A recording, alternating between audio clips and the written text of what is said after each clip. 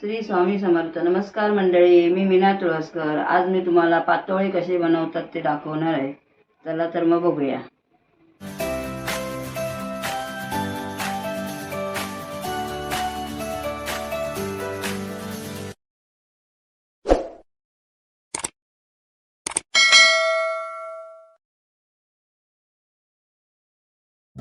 चला तर मग साहित्य बघूया पातोळ्यांना काय काय लागतं ते. पहिलं खोबरं, आपल्याला जेवढं पाहिजे तेवढं आपण घेऊ शकतो. एक नारळ पाहिजे, अर्धा नारळ पाहिजे तर आपण घेऊ शकतो. हे पानं, हळदीची पानं आहेत पातोळ्या बनवायला. गूळ आणि वेलची हे याच्यामध्ये भरायला. ही हळदीची पानं कुठे भेटतात? ही बाजारामध्ये भेटतात, विकायला असतात. अच्छा. आणि हे तांदळाचं पीठ, हे काय करायचं? चाळून घ्यायला पाहिजे ते. जेवढं पाहिजे तेवढं आपण घ्यायचं, आपल्याला किती बनवायचे आहे तेवढे. खोबरं किसून घेते.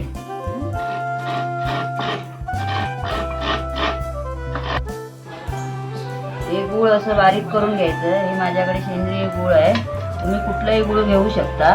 असं काय नाही हेच घ्यायला पाहिजे, असं दुसरं पण घेऊ शकतं. हे माझ्याकडे होतं म्हणून मी हे घेतलं. असं बारीक करून ठेवायचं गूळ. जेवढं आपल्याला पाहिजे तेवढं आपण घ्यायचं. पानं जरा मोठी आहेत ना जास्त, म्हणून याची मी 2-2 करून घेते. खूप मोठी येते, अशी कापून घ्यायची आपण. दाखव बघूया.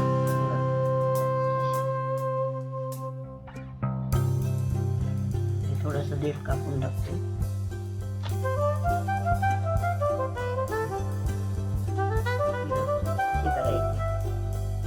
एकदम मोठे मोठे नाही करून ठेवायचे.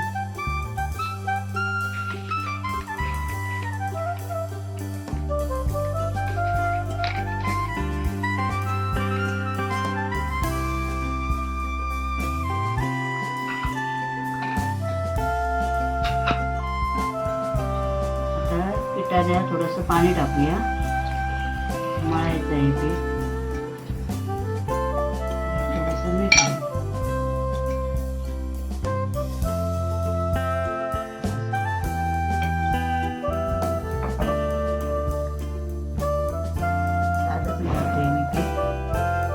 साधंच म्हणजे काय घालत नाही त्याच्यामध्ये. पीठ मळून आता झालेलं आहे. हे पीठ मी घरी तांदूळ धुवून सुकवून चक्कीवरनं दळून आणलेलं पीठ आहे, घरच्या घरी बनवलेलं. तयार. यात पाणी कसं घालायचं आणि किती वेळात? थोडं थोडं पाणी घालायचं आणि ते पीठ मळून असं घ्यायचं. त्याच्यात गरम पाणी वगैरे काही केलं नाही, मी साध्या थंड पाण्याने भिजवलेलं आहे पीठ. साध्या सोप्या पद्धतीने मी दाखवते. आपण खोबरं तयार करून घेऊया. पातोळ्यामध्ये भरायचं आहे ना.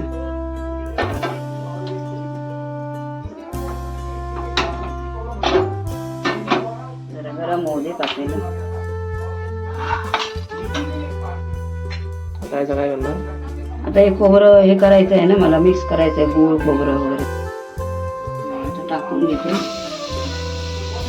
आणि तेल मी काय टाकलं? नाही असं. आता गॅस थोडा बारीक करून ठेवते. फास्ट आहे.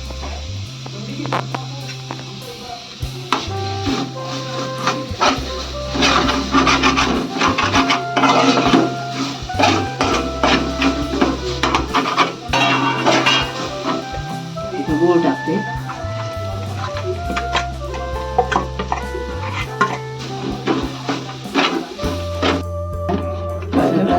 गुळाला आता पाणी सुटतंय ना खोबऱ्यामध्ये, हे करते हे सगळं सुकलं पाहिजे.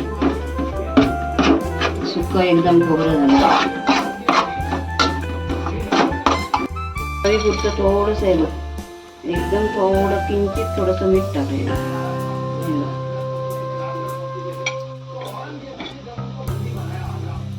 किंचित थोडंसं टाकायचं. कशाला टाकलं? ते चव येण्यासाठी खोबऱ्याला. थोडीशी साखर घालते, म्हणजे साखरेमुळे जरा चांगली चव येते. चूर्ण थोडीशी घालायची, 1 चमचा बस होते. हे आता सगळं सुकवायचं. साखर घातल्याने जरा ना चांगलं होतं. थोडा गॅस फास्ट करते लवकर सुकेल.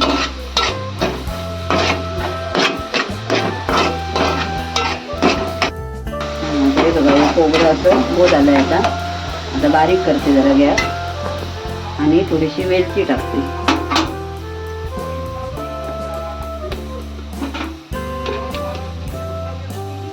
थोडीशी टाकायची वेलची म्हणजे सुगंध चांगला येतो. हो चांगलं झालं सुगंध. आता थोडंसं ढवळून घेऊया. झालं तयार. आता याचं काय करायचं? आता ते पातोळ्यांमध्ये भरायचं. ते आता पानावरती पीठ टाकायचं आणि त्याच्यामध्ये भरून घ्यायचं. ते पातोळे उकडवायचे आहेत ना कुकरमध्ये घालून. ते आता पाणी थोडं तापत ठेवते. हा कुकर वेगळाच वाटतोय. कुठला कुकर आहे हा? कुकर आमचा पूर्वीचा आहे, तो आमच्या सासूचे. मोदक आणि असं पातोळ्या उकडवायचं, इडली. तर याच्यामध्ये पातोळ्या सोडून द्यायच्या का डायरेक्ट? नाही त्याच्यावर जाळी ठेवायची असते. जाळी कुठे? जाळी ठेवायची. बारीक करून गॅस ठेवलाय मी. पाणी जोपर्यंत तापेल त्या पातोळ्या आपण बनवून घेऊया. म्हणजे पीठ मळून असं झाकून ठेवलेलं मी. ह्याच्यामध्ये थोडंसं पाणी घेतो आणि असं हे पीठ असं हे करते. थोडं थोडं घ्यायचं पीठ.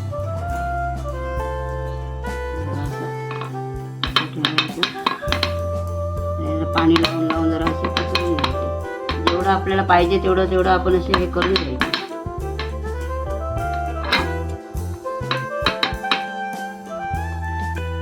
पातळ करायचे, जास्त जाड पण नाही ठेवायची, कारण ते मग शिजणार नाही बरोबर. साध्या पिठाचे आपण करतोय ना मळलेल्या. सगळं पसरवायचं. जेवढं हवा तेवढं आपण पीठ लावायचं. पातळ पातळ करायचं. पूर्ण असं पसरवायचं हे पीठ. जेवढं पातळ होईल म्हणजे आतून असं सगळं पान दिसलं पाहिजे. सगळं भरून घ्यायचं. एवढं पातळ केलं आहे बघा मी. एकदम पातळ करायचं म्हणजे उकडणार व्यवस्थित.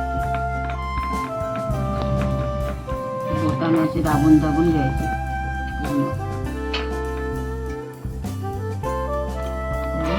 खोबरं घालतो.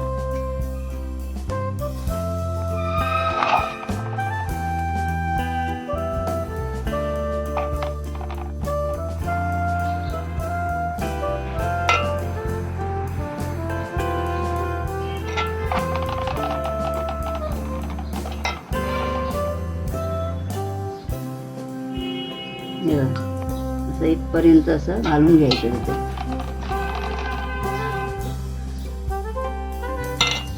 जास्त पण नाही भरायचं.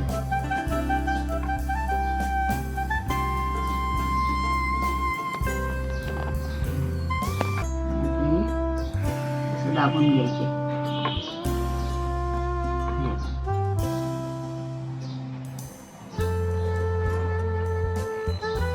असे तयार झाले पातोळे. असे सगळे करून घ्यायचे.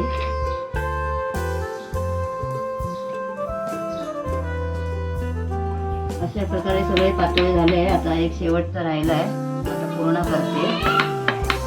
मग नंतर काय करणार आहे? नंतर आता उकडत ठेवणार आहे. ते पाणी तापेल तोपर्यंत ते ठेवलंय तापत ते.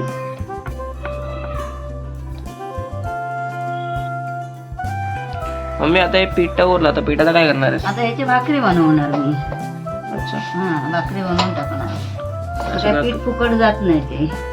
अशा प्रकारे आपले सगळे पातोळे झाले. सगळे पातोळे आता तयार झालेले आहेत. आता उकडत ठेवते मी. आणि आता तापलंय आपलं. गॅस जरा फास्ट करते. मगाशी स्लो करून ठेवला. पाणी तापलंय. आता हे पातोळे असे लावते उकडायला.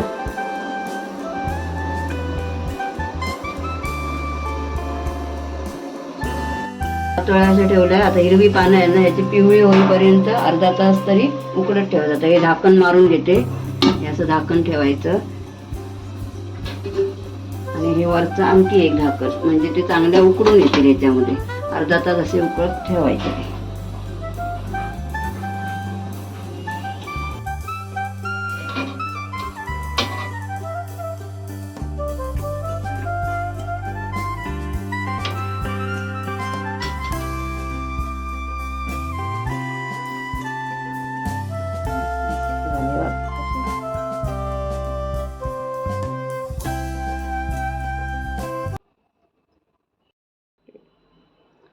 ही पातळ्याची रेसिपी आवडली असेल तर लाईक करा, सबस्क्राईब करा.